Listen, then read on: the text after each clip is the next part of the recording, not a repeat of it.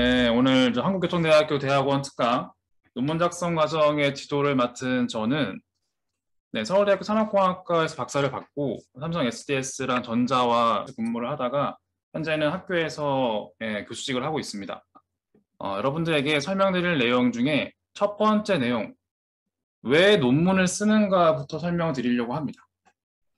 저도 마찬가지 여러분들과 같이 석사과정, 학부 과정 때에는 이 논문을 왜 써야 하는 건지 그다지 와닿진 않았던 것 같아요. 그리고 이런 얘기를 해주는 사람도 없이 그냥 논문을 쓰다 보니까 사실 이걸 왜 쓰는지 모르니까 작성을 하면서도 되게 트라이얼 에러가 많았던 것 같습니다. 이게 왜 쓰는지, 누구를 위해 쓰는지, 어떤 방식으로 쓰는지 그런 걸 모르기 때문에 마냥 글을 써놓고도 어떻게 투고를 해야 되는지, 어떤 방향으로 써야 되는지를 잘 몰랐던 것 같아요.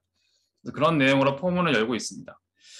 간단하게 보기엔 이 논문이라는 게 마치 미래, 그 미래가 여러 가지 길이 있지만 어떤 이직이나 아니면 대학 진학이나 아니면 교수들을 위한 도구처럼 보여질 수가 있습니다.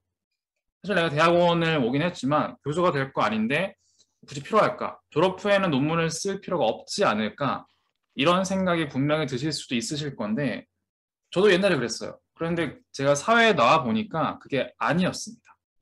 왜냐하면 이 근본적 사실 내용을 보면 지구상에서 공동의 문제를 해결하기 위한 도구가 사실 두 가지가 존재하고 있습니다. 첫 번째가 특허, 두 번째가 논문입니다.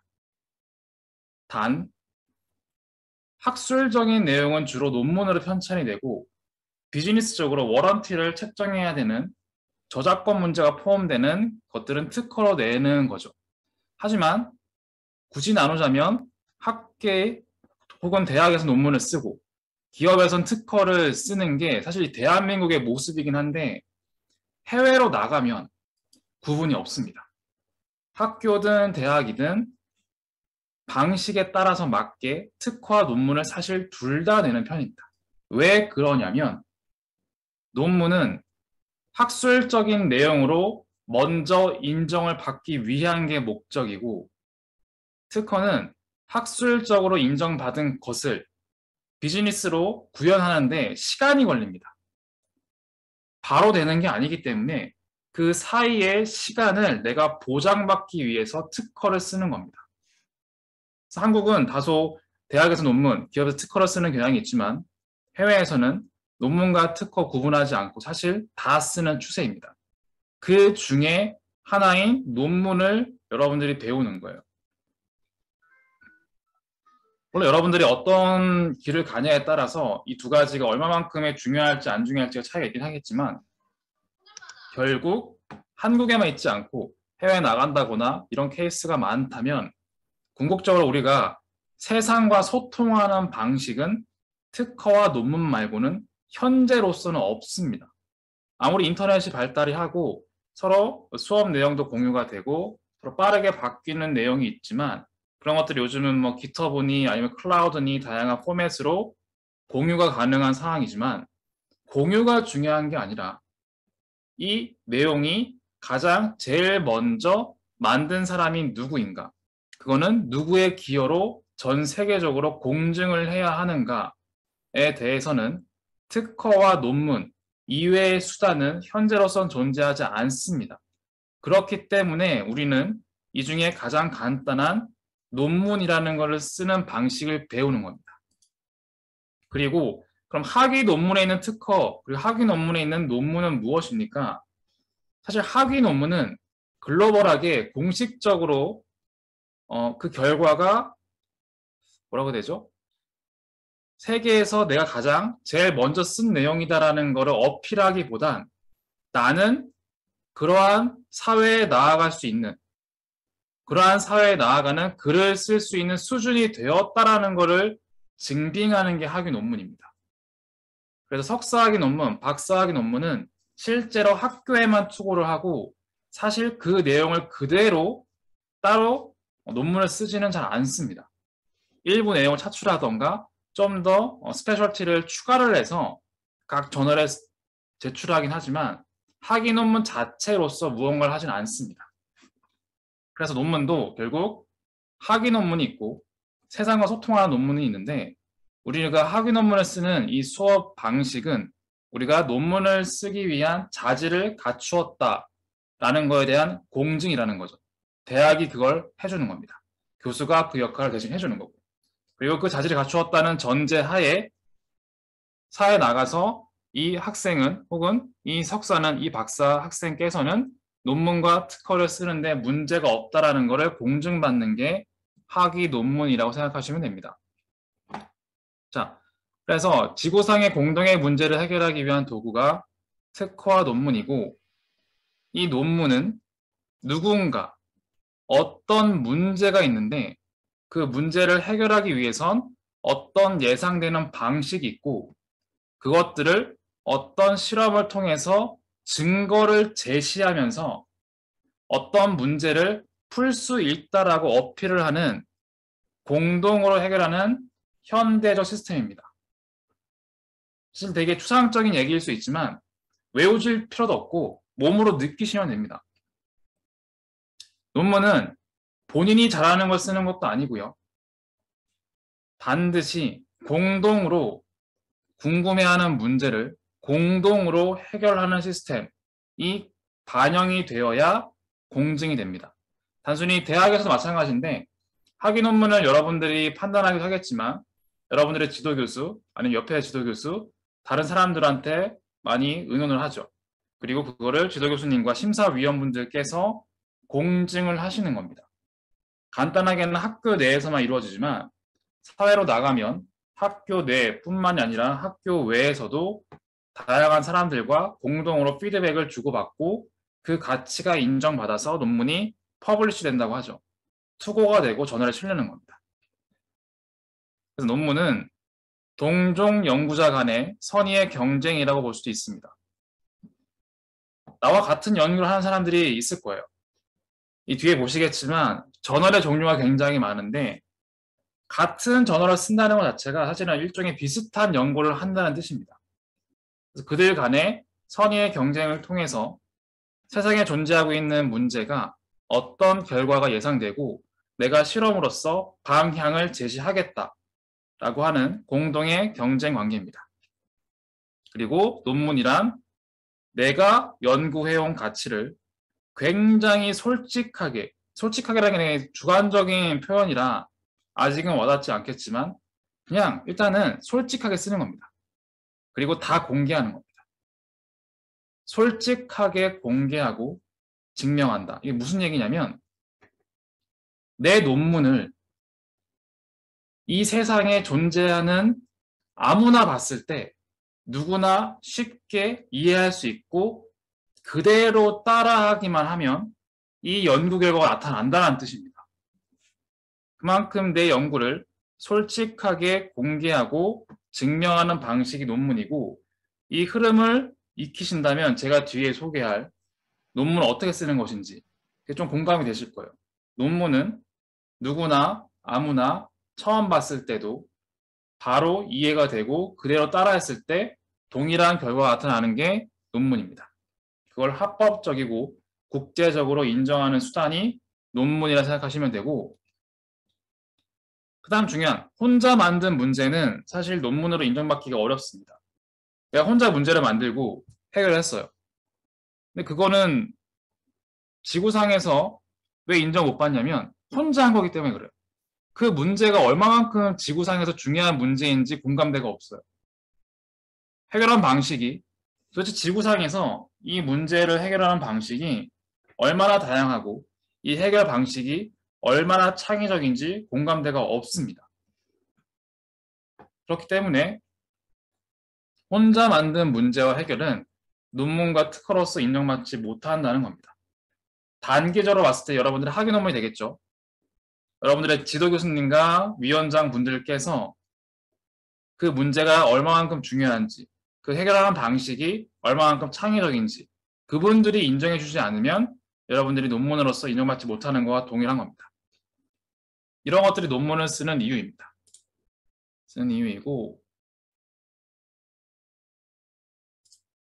컬러 패드를 써보겠습니다.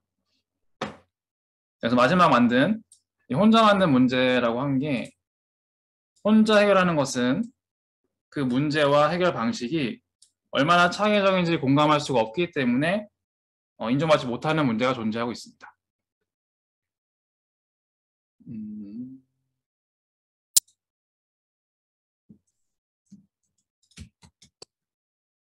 다음 페이지로 안 넘어가네요. 네. 그래서 논문이라는 건 단순하게 교수가 되기 위한 수단이 될 수도 있겠죠. 근데 그것뿐만이 아니라 여러분들이 기업에 있던 사회에 있던 지구상의 공동의 문제를 해결하기 위한 수단이 특허와 논문이고, 그걸 학위 논문으로서 이 사람이 이런 걸 쓸 수 있는 자질이 있는지 인정받는 것이다. 그리고 반드시 혼자 만든 게 아니라 여러 명이 공동의 문제와 공동의 해결책으로서 합법적으로 인정받는 시스템이 논문이다라고 이해하시면 됩니다. 현실적인 모습들이 좀 있는데, 현실적으로는 가볍게 생각한 석사과정의 모습이 생각보다는 굉장히 아카데믹하고 굉장히 사이언티픽하죠. 굉장히 과학자의 길입니다.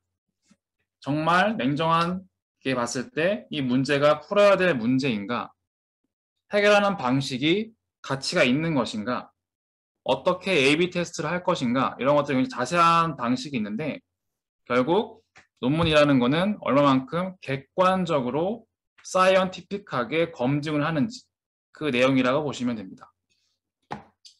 그리고 어찌 보면 무언가를 배운다라는 느낌보다는 뭔가 괴롭힘을 당하는 느낌이 들 수도 있어요. 뭔가. 그러니까 괴롭힘을 당한다는 표현이 선배분들, 아니면 교수분들이 마치 나를 괴롭히려고 얘기하는 것 같다는 느낌이 들 수 있겠지만, 사실 어쩔 수가 없는 부분이 있어요. 왜냐하면 앞에서 얘기했듯이 지구상의 공동의 문제를 해결하기 위한 도구가 특허와 논문이죠. 이걸 쓰는 어떤 전통적인, 그리고 굉장히 효율적인 방식의 시스템이 있습니다. 그 시스템을 작성할 줄 알아야 되기 때문에 어쩔 수 없이 그러한 시스템을 작성하기 위한 방향을 가르치는 거예요. 그러다 보니 한 번도 해본 적이 없는 이상한 포맷과 이상한 특성과 이상한 글들, 이상한 방식의 정리들이 너무 많은데, 이런 것들이 단기적으로는 괴롭게 느껴질 수 있습니다. 근데 그러한 뜻이 아니라 이 도구를 쓰기 위한 절차를 익히는 것 자체가 여러분들에게는 너무 생소해서 그래요. 한 번도 해본 적이 없기 때문에 그렇습니다. 그래서 괴롭힘이라기보다는 생소한 걸 이제 처음 경험하는구나 라고 생각하시는 게 좋지 않을까 싶습니다. 그리고 막상 논문을 다 쓰고 나면 참 별게 아니구나라는 거를 느끼게 됩니다. 왜냐하면 실제로 논문을 처음 쓰는 게 어렵지, 2편, 3편 쓰는 거는 별로 어렵지가 않습니다. 상대적으로. 그만큼 이것들이 처음 하시는 거기 때문에 어색한 게 많은 거예요. 어색한 게. 그 어색함만 없더라도 괜찮은데 처음 하다 보니까 굉장히 이런 부분들이 어려울 수 있는 거죠. 그래서 처음 쓰는 게 가장 어렵고, 그 다음부터는 쓸 때마다 작성되는 시간이 굉장히 짧게 걸립니다. 금방금방 쓰게 되고요. 저도 논문을 많이 쓰지는 않지만 빨리 쓰면 이틀 만에 쓴 적도 있습니다. 이틀 정도에 다 써서 투고한 적도 있어요. 한번 처음 쓰는 게 어렵지, 포인트를 잘 알고 어떤 방식으로 써야 되는지 방향을 잘 안다면 쓰는 거 자체는 반복되면 굉장히 쉽습니다. 근데 여러분들이 어려운 이유는 아무도 알려주지 않고, 그렇죠? 이런 강의를 듣기 전까지 사실은 교수님들도 바쁘시죠. 선배님들도 바쁘기도 하고, 그리고 이거 생소하다 보니까, 처음 하다 보니까 이러한 정리나 글 쓰고 사이언티픽한 과학자의 길로 어떻게 증빙하고 설득하는지, 이런 부분을 한국 교육과정 자체에 별로 없어요. 한국 교육과정은 문제를 주고 그냥 푸는 거죠. 절대로 상대방을 설득하고 공증하고 그런 과정이 없습니다. 그러다 보니까 그 막막함과 어색함이 좀 있는 겁니다. 이런 내용이고 애초에 논문을 한번 쓰게 되면은 여러분들도 다 잘 할 수 있으니까 한번 이 수업을 들으시고 잘 해보시길 바랍니다. 자, 앞에 얘기는 좀 큰 뷰에서 논문에 대한 얘기를 했다면 이번 얘기는 좀 더 뭐라고 해야 되죠? 컴플리트하게 상세하게 느낌을 알려드릴게요. 느낌을. 논문은 그냥 내 연구를 적는 거예요. 어찌 보면 정리하는 거야. 정리하는 겁니다. 내용 자체를 이쁘게 정리하는 것밖에 없어요. 나 이때까지 뭘 했어? 어떤 논문을 봤고 그 논문들 중에 부족한 게 뭐가 있더라. 그걸 나는 어떻게 해결하려고 노력을 했다. 잘 됐다. 사실 이게 끝이에요. 근데 이런 거를 해본 적이 없는 거죠. 이때까지는 누군가 문제를 주면 푸는데 바빴죠. 한 번도 문제를 찾아본 적이 없어요. 답만 찾았지. 문제는 다 주어지는 거 아닌가가 아니죠. 그래서 우리나라 교육 방식이 좀 문제가 많은데 문제부터 찾는 겁니다. 논문은.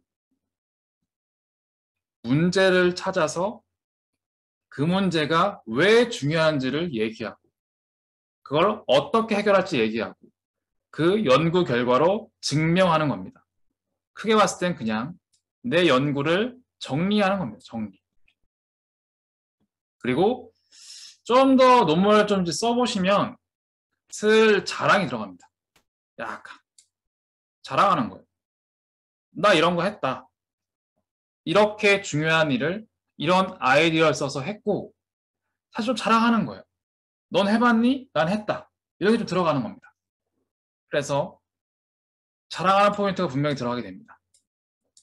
하지만 이게 자랑이 좀 있다 보니까 논문을 읽다 보면 좀 힘들어요.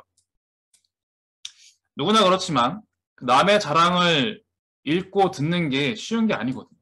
읽다 보면은 여러 가지 감정이 듭니다. 사람마다 다를 수 있지만 내가 이거 금방 할 수 있을 것 같기도 한데 아니면 내가 좀 더 빨리 알았다면 했을 것 같기도 한데 애들이 쓰는 자랑들 보면은 별로 한 것도 없는데 굉장히 자랑을 또 많이 했네. 이런 여러 가지 느낌이 들어요. 하지만 그런 자랑들을 그냥 나도 하게 될 거다라는 생각으로 읽는 게 좀 낫습니다. 그런데 이 자랑이라는 게 내 연구 결과를 자랑하는 건데 연구 결과가 거짓말일지 모른다라는 궁금증이 있는 거예요. 궁금증.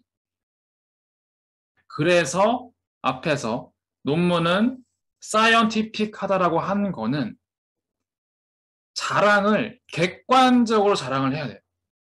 그냥 자랑하는 게 아니라 내가 얼마나 과학적으로 치밀하게 열심히 했는지를 자랑하는 겁니다. 그래서 논문의 프로세스는 공식적이고 객관성을 유지하면서 써야 됩니다. 그리고 반드시 가깝게는 여러분들의 지도 교수님들 아니면 심사위원과 분들 아니면 글로벌하게 존재하는 다른 교수님들이 논문을 리뷰한다고 합니다. 논문이 어떤 게 더 필요하다. 어떤 게 있으면 좋겠다. 난 이런 궁금증이 있다. 그런 걸 정리하지 않았니?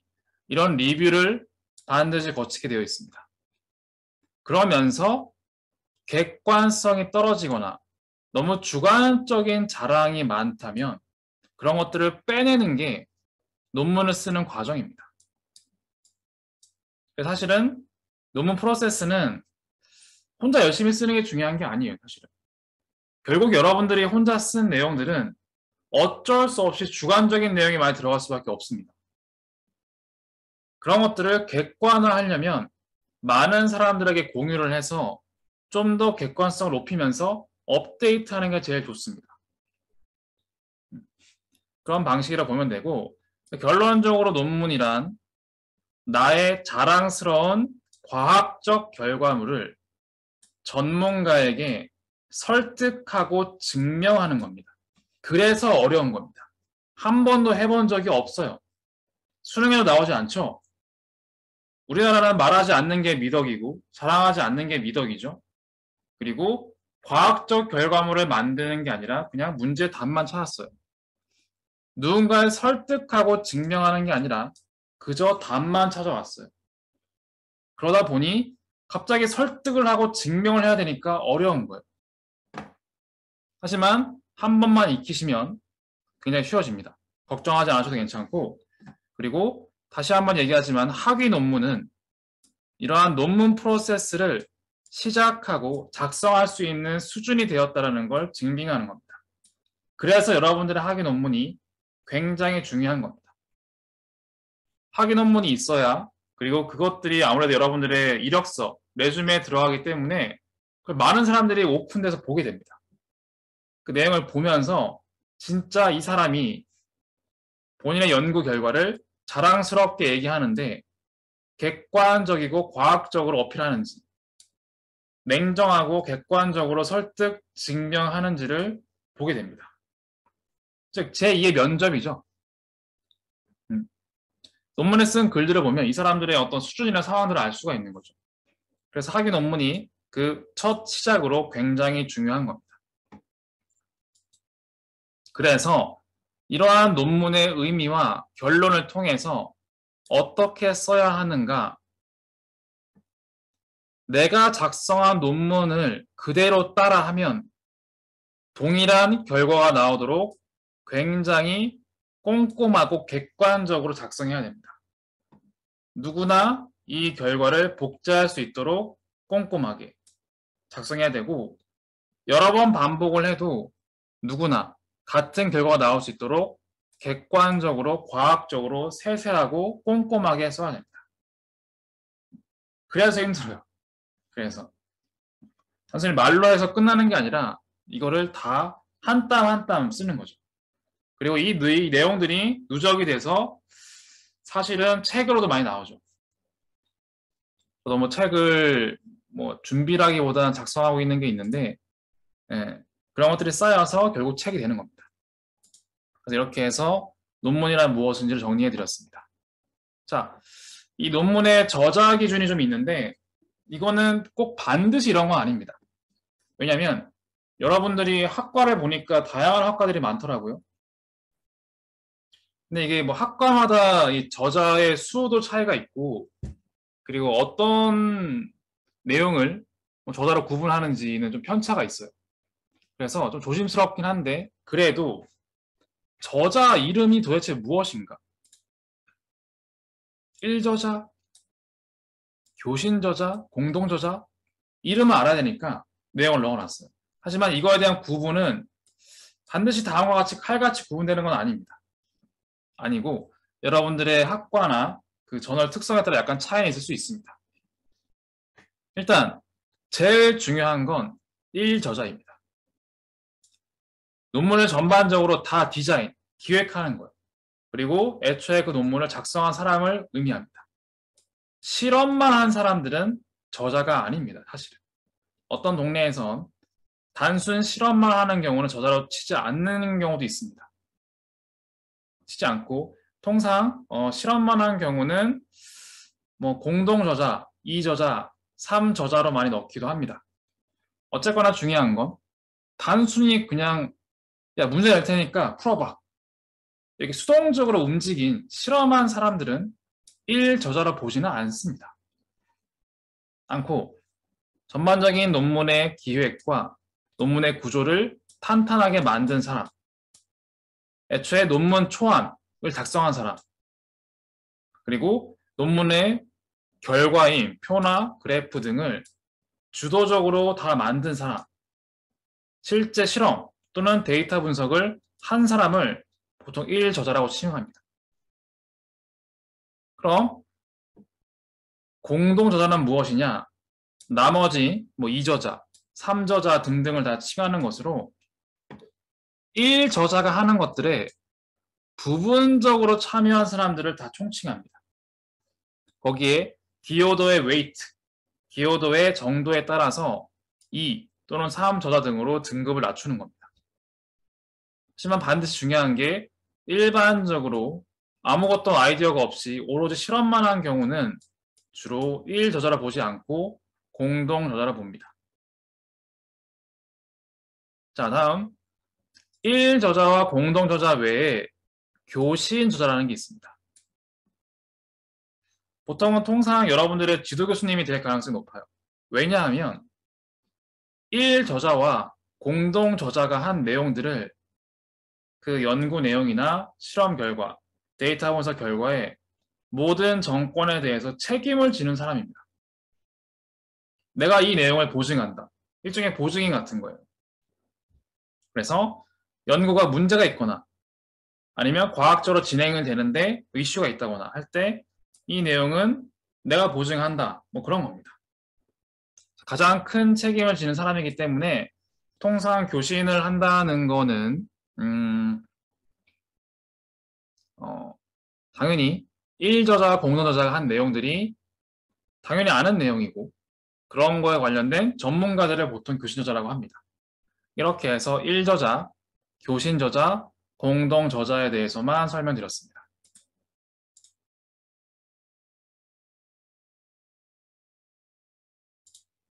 네, 이렇게 해서 논문에 대한 간단한 브리핑을 마쳤고요. 본격적인 내용을 진행하도록 하겠습니다.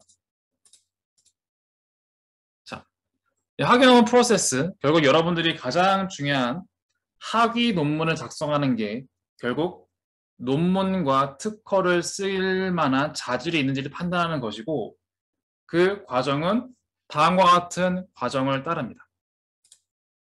첫 번째는 연구 주제를 선정합니다.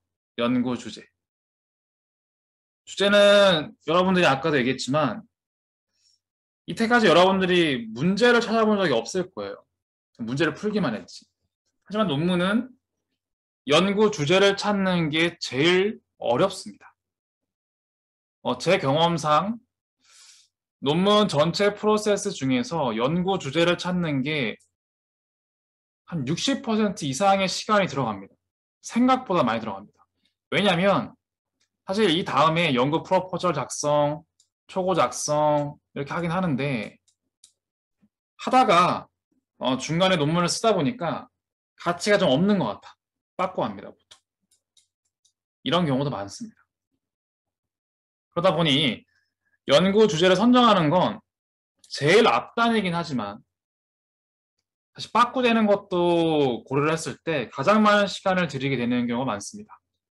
이런 것도 확인을 해야 되고 그래서 첫 번째 연구 주제를 선정을 하고 그 다음에 이 연구를 어떻게 진행할지를 작성합니다. 그걸 보통 서론이라고 하죠. 그리고 박사학위의 경우에는 보통 초심이라고 하죠. 첫 번째 논문 심사는 연구 프로포저를 많이 봅니다. 어떤 방식으로 데이터를 준비하고 기획을 하고 기존 연구와 본인 연구의 차이는 무엇이며 연구에는 어떤 방식으로 풀어서 예상되는 결론이 무엇인지 이런 내용들을 많이 봅니다. 중심으로 넘어가면 초심이 끝나고 논문은 어떻게 진행되고 있는지 구체에 대한 연구 문제, 데이터, 세부 특징, 설계 그리고 그 결과를 다 종합해서 실험으로 드러난 결과, 인사이트, 기존 연구와의 차이점, 향후 방향 이런 것까지 포함해서 이 파랗게 되어 있는 부분 이 사실은 제일 중요한 뼈대죠. 논문. 논문의 본문을 쓰는 겁니다. 논문은 실험을 하고 결과를 내서 최종적으로 설득을 하는 방식입니다. 그런 다음 이 논문이 완성이 되면 마지막 종심이라고 보통 표현을 합니다. 물론 학교에 따라서는 심사를 3번 하냐, 2번 하냐, 1번 하냐가 다를 수 있지만 통상 이런 흐름 후에 결과가 어느 정도 인사이트가 있으면 관련 내용으로 심사위원을 선정해서 연구 논문을 소개하는 거죠. 이렇게 되어 있습니다. 그런 다음에 학위 논문의 완성도가 끝나고 나면 마지막에 학술적 유통이라고 하는 게 학교 내가 아니라 학교 밖에서 저널에 투고를 한다던가 특허를 쓴다던가 그런 과정을 얘기하는 겁니다. 자, 이렇게 5가지의 흐름으로 진행할 겁니다. 그 중에 첫 번째 연구 주제를 선정해 보도록 하겠습니다. 연구 주제. 연구 주제는 내가 도대체 뭘 연구해야 되는 거야? 가 맞는데 연구 주제를 선정할 때 고민해야 될 포인트가 좀 있습니다. 아무거나 대상을 선정하는 게 아니라 실제 우리는 갈 길이 멀어요. 연구 프로포절, 초고 작성, 심사 초안, 심사 통과해야 돼요. 그러려면 이 연구 주제가 정말 과학적으로 증명 가능한 건가 생각해 봐야 됩니다. 그리고 단순히 내가 이거 궁금해. 궁금한 건 많아요. 근데 궁금한 것도 궁금한 건데 혼자 쓰는 게 아니라고 했잖아요. 그래서 이 문제와 주제가 단순히 나만의 문제가 아니라 여러 사람들이 관심이 있는지 그런 것들을 같이 봐야 됩니다.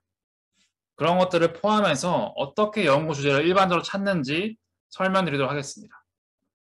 자, 방향. 연구 주제의 방향은 이제 땡땡 써놨죠? 여기 보면 뭐 학문적인 것도 중요하지만 당연히 현실에 도움되는가, 활용 가능한가가 포인트가 됩니다. 그래서 개인적 관심도 주제일 수 있습니다. 주제일 수 있지만 이것만 가지고 논문을 쓰면은 가치가 없으니까 그런 거 고민해 봐야 돼요. 내 관심이 사회적 관심일 수 있을까? 혹은 공동체적의 문제일까? 과거부터 현대까지 지속적으로 풀려고 애쓰는 문제인가? 이런 것들을 위해서 가까운 지도 교수님이나 연구원, 선후배님들과 검토나 평가를 해야 되는 겁니다. 이게 문제예요, 사실. 물론 뭐 특정 학과나 상황에 따라서 문제가 정해져 있을 수도 있어요. 그건 애초에 우리 랩은 이 문제만 판다. 이럴 수도 있어요. 하지만 그렇게 않다면 여러분들 그런 환경이라고 해도 이 내용을 알고 계셔야 돼요. 왜냐? 졸업하면 그런 거 없어요. 사회 나가면 연구 주제는 더 이상 누군가 주지 않습니다. 스스로 찾아야 됩니다. 근데 난 이게 되게 중요한 문제 같아. 나 혼자 주장해봤자 의미가 없어요. 진짜 연구 주제가 내 개인적 관심이 아니라 사회적 이슈, 공동체적 문제, 과거부터 현재까지 굉장히 많은 연구가 되고 있는지를 봐야 되는 거예요. 물론 뭐 너무나 다양한 주제가 있으니까 과거부터 현재까지 연구가 별로 없을 수도 있어요. 그런 것도 상관없습니다. 반드시 연구가 많이 있어야 되는 건 아닌데 최소한 그 문제가 나 혼자만의 문제는 아닌지는 피해야 된다는 겁니다. 논문의 주제는 이 5가지가 중에 one of them이 아니에요. 이 5가지 중에 하나가 아니라 이걸 다 포함해야 됩니다. 이 내용을. 보통 뭐 여담이긴 한데 제가 있던 학교도 그렇지만 은근히 공부를 굉장히 잘하시는 분들, 열심히 하시는 분들 중에 논문은 정말 많이 쓰는데 단 하나도 통과 안 되는 분들이 계세요. 졸업이 안 되시는 분들. 왜 그러냐면 그 개인적 문제 풀이로 논문을 되게 많이 써요. 근데 그런 것들을 결국 사회적 관심과 공동체적 관심이 없는 문제일 가능성이 많아요. 그런 분들도 굉장히 아쉬운 거죠. 그분들이 실력이 없는 게 아니라 단지 그 내용들을 어떻게 설득해야 되는지, 이 문제가 왜 중요한지 이런 것들을 고민하지 않았던 게 좀 안타까웠던 이유였던 거죠. 그래서 이 내용을 좀 더 과학적으로 얘기를 하면 연구 주제가 타당한가, 학계와 사회에서 관심이 있는가, 이것도 맞는 얘기예요. 또 현실적으로 연구 환경이 되는가. 나는 꿈이 너무 먼데 여러분들 연구실이나 과에서는 이런 장비가 없어. 솔직히 안 되는 거거든요. 꿈만 꿀 수는 없잖아요. 어느 정도 현실적인 연구 환경도 고려해야 됩니다. 그리고 마찬가지 본인의 능력. 무작정 굉장히 이 세상에서 탑으로 꼽는 문제만 풀 수는 없어요. 현실적으로 내가 이 문제를 건드릴 수 있는가? 그리고 이런 것들을 풀기 위한 내가 준비가 되었는가? 냉정하게 판단을 해야 됩니다. 그래서 여기 땡땡 돼 있는 것들은 원어브 댐이 아닙니다. 모두 다 있어야 되는 거예요. 통상 회사에 계시다 오신 분들이 논문을 보고서와 뭐가 달라? 똑같은 거 아니야? 라고 하시는 분들이 계세요. 근데 굉장히 다릅니다. 보고서는 혼자 쓰고 싶은 거 쓰는 거예요. 그리고 그냥 최근 내용을 정리해 놓은 거예요.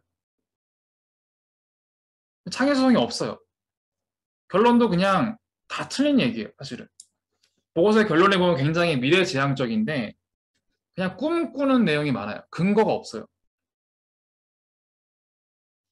그 방향은 맞는데 보고서와 논문의 차이는 혼자만의 관심이 아니라 공동체적인 관심이어야 하고 단순히 최근 동향만 정리하는 게 아니라 그걸로 나는 최근 동향에 어떤 문제가 있고 그걸 어떻게 풀 거야까지 포함되어야 한다는 겁니다. 그리고 단순히 미래에는 뭐가 될 거예요 라는 본인의 연상, 영화 감독과 같은 연상이 아니라 이런 근거를 통해서 과거의 상황이 미래에 어떻게 펼쳐질 것인지 독창적으로 객관적인 근거를 들어서 표현해야 됩니다. 그런 것들도 단순히 보고서를 많이 쓰신 분들이 그 보고서의 틀을 못 벗어나세요. 난 이거면 된 것 같아. 근데 내용은 꽈득 차 있는데 가치가 절하되기 때문에 좀 아쉬운 경우가 굉장히 많습니다. 따라서 학위 논문과 보고서는 이렇게 비교를 통해 정리드리겠습니다. 자, 다시 한번 요약하면 연구 주제는 단순히 뭐 학문적으로 중요하면 되겠지, 주조 교수님이 풀라고 하는 문제 풀면 되겠지, 그것도 맞는데 그 영원하지 않아요.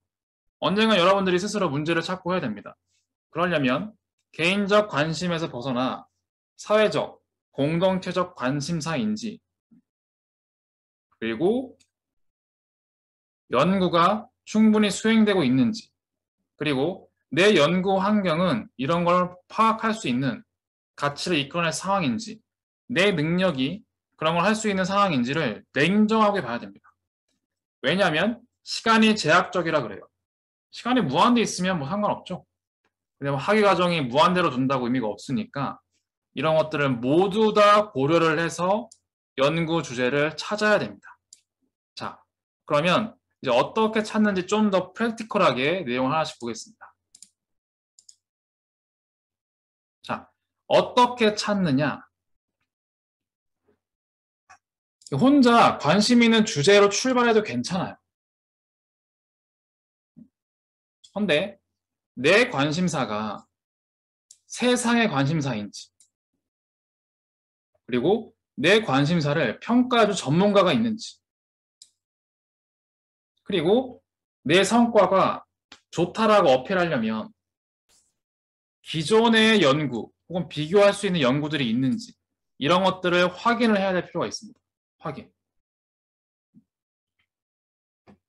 그런 것들을 어떻게 확인할 수 있는가? 지금 이 아래 그림을 보면 많이 보던 그림이죠. 어디죠? 도서관이에요, 도서관. 도서관.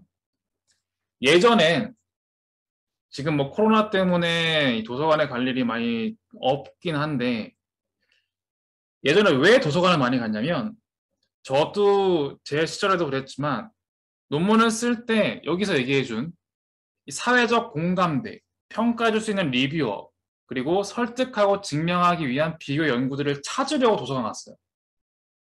도서실처럼 쓰려고 한 게 아니라 이런 내용들이 사실은 도서관에 있었어요. 옛날에. 그래서 그런 것들을 찾기 위해서 도서관에 방문을 해서 그 자료를 찾고 확인하기 위해서 열심히 갔습니다. 그랬던 거예요.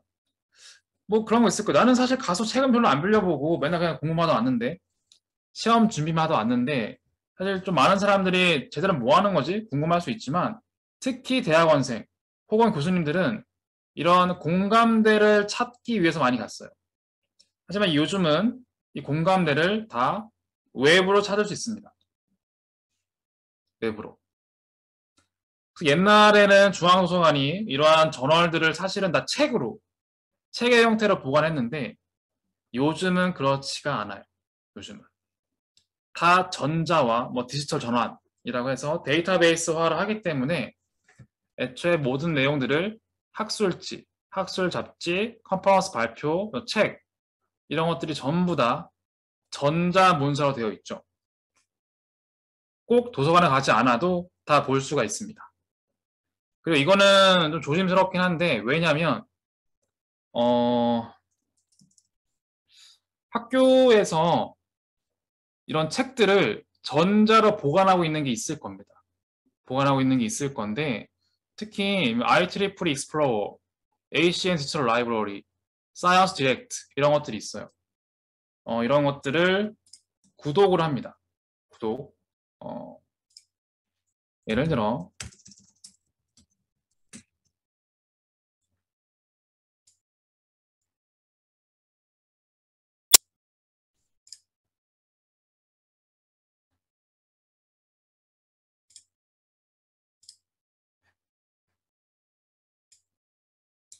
네. 예를 들어서 이거는 특정 예인데 지금 도서관 서비스에 학술 연구 지원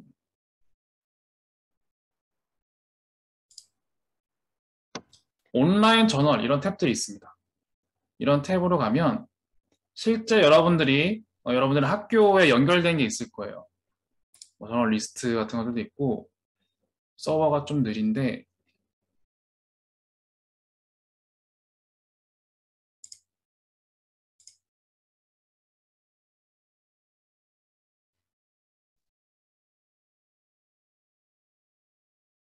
뭐 여러 가지 코로나 이슈로 좀 느린 것 같은데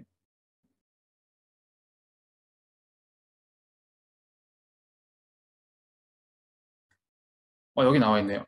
학술 DB라는 게 있네요. 이게 좀 UI가 바뀌었는데 네이처, 윌리 온라인, DB피아, 스프링거, KISS 이런 것들이 있죠. 학술 DB.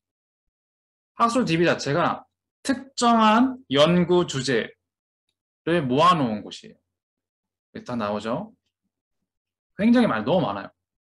굉장히 많은데 이 중에서 사실은 여러분들의 분야에 맞는 저널을 찾아야 됩니다.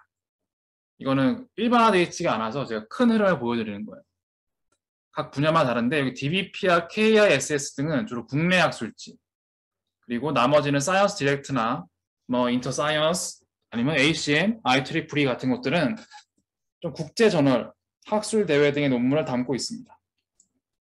이런 것들을 돈을 내고 봐야 되기 때문에 여러분들이 혼자 할 수 있는 건 아니고 아마 여러분들의 중앙도서관에서 연결된 데이터베이스가 있을 겁니다.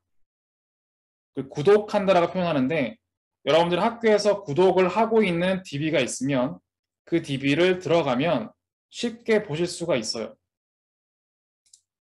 네, 뭐 구독을 하면 볼 수가 있고 근데 지금 현재로서는 제가 이거를 개인정보상 로그인하지 않을 건데 이런 게 없다 만약에 없다고 가정하면은 그때 가장 많이 쓰는 게 어디냐 사실 이 웹 검색입니다. 웹 검색 가장 대표적인 것이 구글 스칼라입니다. 구글 스칼라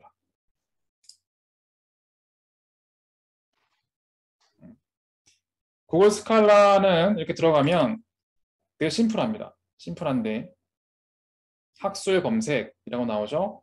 뭐 추천자로 나와 있어요. 이거는 저의 논문 검색 기록과 내용들을 보고 추천해 주는 거예요. 추천해 주는 거고 꼭 이런 게 아니더라도 여기에서 여러분들이 관심 있는 내용을 쓰는 겁니다. 예를 들어서 제가 친 기록도 나오지만 저는 AI 코비드 이런 내용을 쓰면 이렇게 나와요. 모든 날짜에 대해서 연도별 정렬, 한국어 웹, 특허 조합 이런 것들이 나옵니다. 이렇게 여러 가지 내용을 한꺼번에 찾아볼 수 있습니다. 구글에 다 찾을 수 있기 때문에 이런 걸 많이 봅니다. 아니면 이것도 많이 봅니다. 아마 로그인은 안 될 것 같긴 한데 이거는 연도별로 각 저널명이 나와 있죠. Introduction to Algorithm. 그렇죠? Reinforcement Learning 뭐 이런 것처럼 뭔가 저널명이 들어가 있어요. 저널명이 들어있거나 이런 것들은 연도별로 정리가 되어 있는데 이 중에서 여러분들이 핏에 맞는 걸 찾아야 됩니다. 온라인으로 볼 수 있습니다.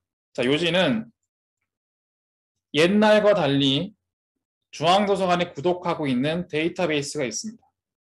그 온라인 데이터베이스에서 여러분들이 앞에서 봤던 이런 관심사가 나만의 관심사가 아니라 글로벌한 사회적, 공동체적 관심사인지 여부를 확인하는 게 이런 온라인 저널들을 통해서 확인할 수 있다는 거예요.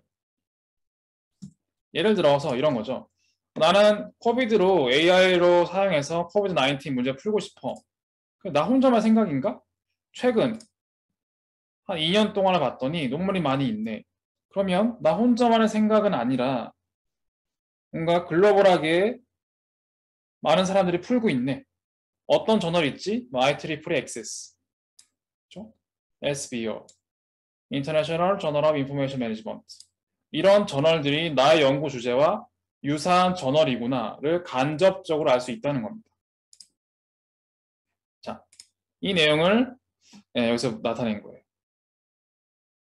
자, 시연을 잠깐 했는데 키워드 위주의 탐색을 하세요. 키워드 위주. 일부 키워드를 검색하면서 내가 포인트하는 연구 주제를 찾아가는 겁니다. 근데 최근 5년 또는 최근 10년 이 지난 것들은 보지 마세요. 저는 사실은 제 분야는 거의 3년입니다. 더 짧아서 제 분야는 3년 지나간 걸 잘 안 봅니다. 안 보기도 하는데 여러분들 분야에 맞게 너무 과거에 치중된 연구는 볼 필요가 없습니다. 볼 필요가 좀 없고 그것보다는 좀 필터링을 연도를 어느 정도 하라 뜻입니다.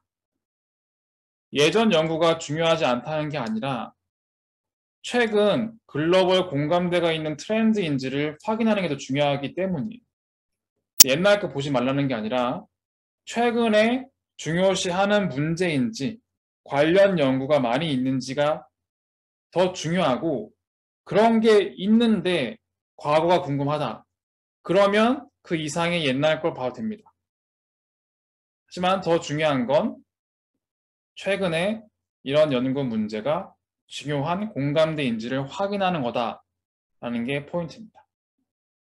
그래서 최신 논문부터 보면서 과거의 논문을 찾아가세요. 그러면서 이 질문은, 이 문제는 어떻게 풀어오는 것들이 많은지 탐색하는 겁니다. 2020년도에는 어떻게 풀었고 뭐 그 전에 어떻게 풀었고 이런 걸 보는 거죠. 연도만 바꿔도 표시되는 논문들이 많이 달라요. 다르기 때문에 이런 걸 보면서 어떤 접근이 가능하고 정리하는 거예요. 계속 하나씩 보면서 정리를 하는 겁니다.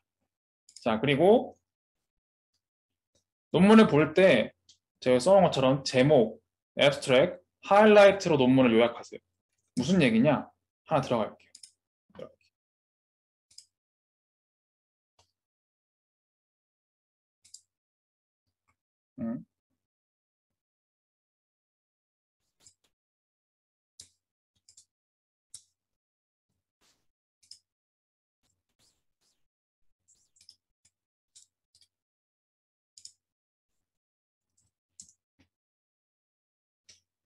자, 인위적으로 하나를 선택을 했는데 이렇게 논문이 있다고 하면 자, 보통 논문을 이게 마음에 들었어. 뭔가 제목이 내 스타일이야. 보통 어떤 작업 하시냐? 일단 PDF를 눌러서 다운받아서 인쇄를 해요. PDF에 아이패드에 넣습니다. 탭에 넣습니다. 그런 다음에 인트로를 봅니다. 그리고 자죠. 잠이 오죠. 뭔가 이렇게 인트로만 봐도 별로 마음에 안 들어. 안 보게 될 경우가 많습니다. 이게 효과적으로 논문을 찾는 방법이 아니에요. 이 제목은 보통 논문 내용에 비해서 굉장히 압축이 되어 있어요. 그래서 논문의 제목은 너무 중요치 보지 마시고 여기 abstract, 가장 이 논문을 잘 설명해주는 요약본이에요. 이 요약을 보면서 논문이 내가 원하는 건지 내 연구 분야와 방향이 맞는지 확인하세요. 그런 다음 논문에 따라서는 하이라이트가 있어요. 요약본이 따로 있습니다. 내가 뭘 했다, 어떤 걸 했다, 요약이 있어요. 그리고 키워드, 이건 없네요.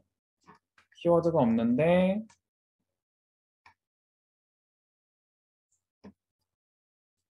그런 다음에 애브스트랙을 보고 키워드가 있다면 키워드를 보고 그 다음에 절대 서론을 보지 마시고 바로 결론을 보세요. 결론. 결론을 보면서 뭘 했는지 좀 더 상세하게 돼 있어요. 그런 다음에 마음에 들면 본문을 보세요. 본문. 어떻게 했는지. 어떤 방법을 썼는지. 이게 더 중요합니다. 방향을 맞게 보면서 찾아가야 되는 거지. 인트로는 다 과거 얘기밖에 없어요. 특히 이공계의 경우 인트로는 굉장히 짧습니다. 인문사회와 달리. 저는 두 분야 다 쓰긴 하는데 인문사회와 달리 이공계는 인트로 굉장히 짧고 별 내용도 없어요. 인문계는 이 인트로에 굉장히 많은 내용이 있어요. 반면 이공계는 그냥 표로 그냥 이렇게 넣어요. 너무 귀찮으니까. 이 논문은 뭘 했어? 이 논문은 뭘 했어? 별로 그런 게 없어요. 이런 것들 하이라이트예요. Our guideline contribution right now can be sketched out as follows. 이렇게. 난 이걸 한 거야. 이런 것들 하이라이트라고 합니다. 저널에 따라선 이걸 별도로 빼기도 하는데 지금 이 논문은 다 포함시켜놨는데 어쨌거나 요지는 이런 하이라이트 그리고 애스트랙 그리고 결론을 보면서 여러분들이 이걸 참고해야 될 논문일지 아닌지부터 보고 인쇄하세요. 종이 낭비할 것도 아니고 그렇죠? 굳이 낭비할 필요 없고 굳이 정리 잘한다고 논문 되는 게 아니라 실제로 잘 읽고 잘 쓰는 게 논문이기 때문에 이런 방식으로 논문을 찾아가는 게 중요합니다. 그리고 JCR이라는 게 있습니다.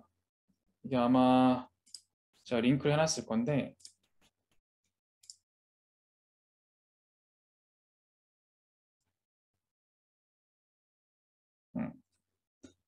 JCR이라고 JCR이 아니라 SAR이네요. SJR이라고 이건 오픈되어 있는 거예요. JCR은 보통 구독하는 거랑 좀 다른데 자, JCR이든 SJR이든 논문의 랭킹을 얘기합니다. 저널 랭킹.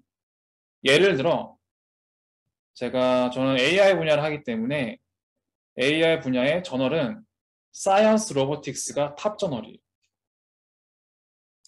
뭐 지수가 5.61, 뭐 H 인덱스가 얼마 이런 거 나중에 하나 찾아보시면 돼요. 별로 중요하진 않아요. 중요하지 않고 내가 구글에서 막 찾아봤는데 도대체 이 저널은 뭐 하는 건지 모르겠어. 이런 거 있잖아. 이런 저널이 도대체 얼마만큼 유명한 곳이지? 이런 걸 확인하는 거예요. 확인해서 예를 들어 이렇게 찾을 수 있어요. 저널을 누르면 선택할 수 있습니다. 그래서 이거는 유나이티드 스테이트 미국 저널이면서 어떤 분야를 커버하고 있고 그렇죠? 이런 다 나와요. 그리고 랭킹이 얼마며 Q1 뭐 이런 뜻은 상위 25%다 뭐 이런 뜻입니다. 그리고 뭐 얼마만큼 발전했는지 이런 것들이 나와 있어요. 이런 걸 통해서 저널의 수준을 알 수가 있고 여러분들이 참고를 할 때 저널 랭킹 이런 걸 보면서 내 연구 분야 혹은 내 연구실 혹은 내 과에서는 어떤 저널을 중시하는데 서브젝트를 고르세요. 너무 많아서 제가 일일이 체크할 수는 없고 뭐 인문사회는 소셜 사이언스일 수도 있죠. 저는 이 분야도 많이 쓰긴 하는데 되게 많아요. 뭐 퍼블릭 어드미니스트레이터 이런 것도 나오죠. 아니면 뭐 제가 하는 사이언스, 컴퓨터 사이언스 이런 분야에서 올 서브젝트, AI 그렇죠. 이렇게 나오는 거죠. 지역마다 다를 수 있지만 요즘은 옛날에는 아시아권, 유럽권 나누긴 했지만 요즘은 그런 게 크게 의미가 없기 때문에 이런 걸 통해서 좀 더 좋은 저널에서는 어떤 걸 좋은 문제로 찾고 있는지, 어떤 걸 풀기 위해 애쓰는지 이런 것도 하나하나씩 들어가 보면서 봐야 됩니다. 이렇게 해서 연구 주제를 찾는 겁니다. 찾는 거. 그리고 마찬가지 구글 스칼라에서도 제가 보여만 드릴 건데 저널 말고 구글 스칼라에는 컨퍼런스가 또 있어요. 컨퍼런스. 이런 건 저널이라는 게 아니라 AAI 뭐 이런 것도 있죠. ITREC Free Transaction 이런 거. 이런 것들은 전부 다 뭐 하는 곳이냐면 그 여러분 학회 가는 거 있죠. 국내 학회 말고 해외 학회. 그런 데서 출간되는 논문들을 얘기하는 거예요. 이런 것들도 분야마다 랭킹이 있습니다. 다 확인을 해서 참고하셔서 정말 이 세상에서 이런 문제가 중요한지 아닌지를 간접적으로 확인하셔야 된다는 거예요. 이런 거 확인하지 않고 열심히 쓴다고 내가 그거만큼 가치를 인정받는 게 아닙니다. 그렇게 해서 열심히만 하시는 분들이 계신데 안타까운 경우가 굉장히 많아요. 꼭 이런 방법을 찾아서 주제를 선정하셔야 됩니다. 자, 시간이 9시가 좀 넘어서 잠시 이 시간 좀 정리를 하는 내용인데 연구 주제를 선정하면서 어떻게 논문을 읽어야 되는지 이 내용을 시작하기 전에 한 5분 정도만 쉬었다가 9시 6분부터 다시 진행하도록 하겠습니다.